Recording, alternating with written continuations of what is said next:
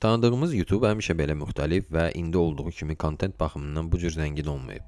Rəylər, icmallar, podkastlar və sadəcə hər hansı kontent haqqında adi müzakirələr artıq çoxdan həyatımıza daxil olub və hələ uzun müddət bizimlə qalacaqlar. İndi populyarlıq qazanan mövzular əvvəllər populyar deyil, əksinə çox az insanın maraq dairəsində ola bilirdi. Belə mövzulardan biri də animedir. Əvvəllər, yəni 2006-2007-ci illərdə anime mövzusunda kanallar demək olar ki, yox idi. Bu mövzunun YouTube-da əsasını qoyan ən ilk anime YouTuberlərdən biri Mr. Anime kimi tanınan Trey Sesler idi. Bu oğlan bir çox digər köhnə blogerlərə təsir etmiş, onları ruhlandırmış və demək olar ki, YouTube-da anime mövzusunun pioneri olmuşdu. Bugünkü hekayə də anime haqqında deyil, məhz bu YouTuber haqqında olacaq. O, 2000-ci illərdə, hələ internet cəmiyyətinin yeni formalaşdığı vaxtlarda YouTube-da animeni kütlələrə tanıdan birisi idi. Bəs indi YouTube-da anime necədir? Artıq dünyanın hər yerində anime icmalları, təhlilləri, ayrı-ayrı əsərlərin təhlili ilə məşğul olan kanallar var. Bundan əlavə dublyaj kanalları, cosplay kanalları, mangakalar və otaku vloqları, anime oyunları və buna bənzər çox saylı manga təhlilləri var. 2000-ci illərdə, daha dəqiq desək 2006-cı ildə anime kanalları YouTube-da demək olar ki, yox idi və cəmi bir neçə tanınmış adla məhdudlaşırdı. Qərbdə ilk hesab edilən anime kanal Hard'ın anime icmalları kanalı idi. Orijinal kanal artıq yoxdur və YouTube-dan silinib, amma bütün videoları onun ikinci kanalı olan The Hard Mode adlı kanalda tapmaq olar. İkinci bu tipdə olan və ən məşhur kanal Lens Cap Production kanalı və onun sahibi Mr. Anime ləqəbli Trey Sesler idi.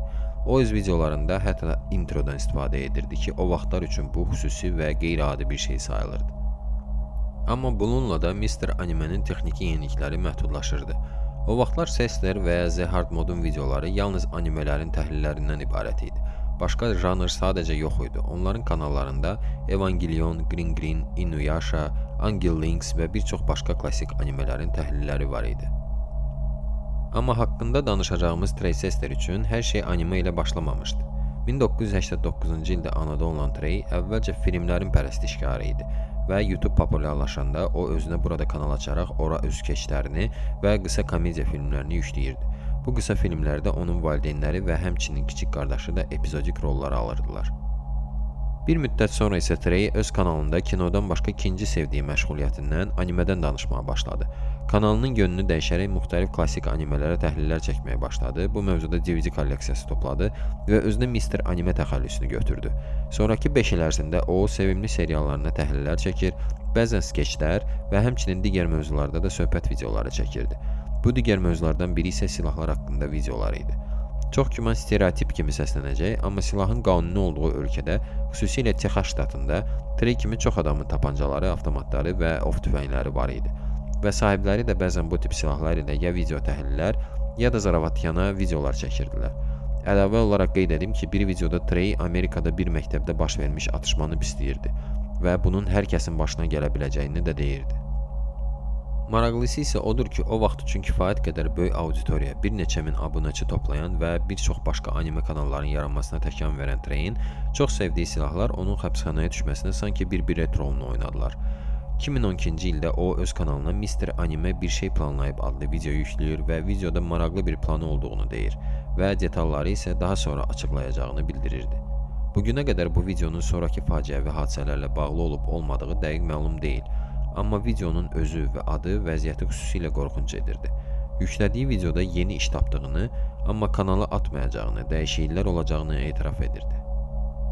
Və qoyduğu bu son videodan bircə həftə sonra məlum olmuşdur ki, Trey bütün ailəsini öldürüb. Bu xəbəri anime YouTube-un digər köhnə nümayəndələrindən olan Gigguk yaymışdı. Çünki Trey onunla az çox tanış idi. Hətta bir videoda onu yaxşı yeni başlayan anime təhlilçi kimi tövsiyə edirdi. Gigguk'un dediyinə görə ilkin versiyada Sesler və kiçik qardaşı silahla oynayırdılar və Sesler, yəni Mr. Anime, təsadüfən qardaşına atəş açmışdı və bunun nəticəsində də o ölmüşdü. Şok keçirən Seslerin ağlına gələn növbəti absurd fikir isə o idi ki, kiçik oğlunun ölümünə üzülməsinlər deyə o öz valideynlərini də güllələyib öldürsün. Təəssüf ki, həqiqətdə baş verənlər daha qəddar idi və bu versiyadan tamamilə fərqlənirdi. Daha sonra bu hadisə barədə Range Bot kanalının sənədli videosu çıxmışdı və videoya inansaq 20 martda Sesler anasını qarajda tələyə salaraq ona 4 dəfə atəş açmışdı. Qardaşı isə səs-küyün haradan gəldiyini anlamayıb etiraz edirdi və Trey evə qayıdıb onu taparaq onun qarın nahiyəsinə də atəş açmışdı. Oğlan isə dərhal ölməmiş, qaçaraq vannaya girmiş və gizlənməyə çalışmışdı. Daha sonra səslər yuxarı qalxaraq valideynlərin otağına gedir və yatan atasına da 2 dəfə atəş açır. Sonra aşağı enərək vanna qapısını qırır və qardaşına yenidən atəş açır. Təəssüf ki, həmin gün baş verənlər bununla bitmir. Polis evə gələndə Treyi heç yerdə tapa bilmir. Evin divarlarında isə blogerin peşman olması, valideynlərini və qardaşını necə sevdiyini, niyə bunu etdiyini bilmədiyi barədə yazılar tapırlar.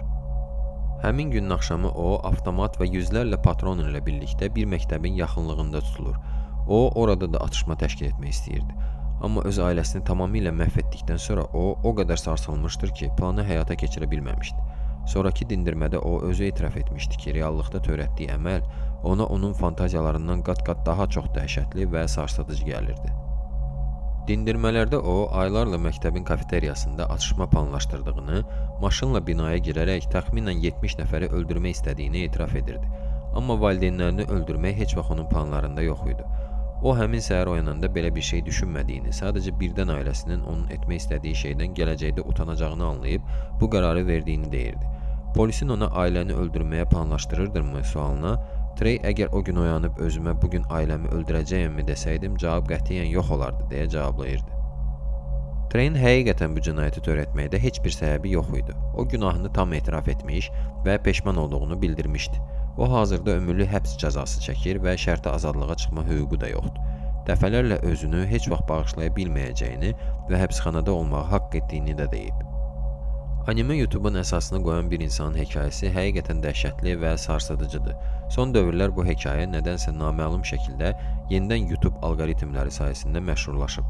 8 il əvvəlki Gigguk'un bu hadisəyə reaksiya videosu nədənsə təkcə anime ilə maraqlananların qarşısına deyil, ümumiyyətlə çox adamın rekomendasiyasına çıxmağa başlayıb. Bu hekayəyə nəsə əlavə etmək və ya nəticə çıxarmaq çətindir. İndi, illər sonra alqoritm birdən-birə həmin köhnə videonu yenidən dirildir. Niyə?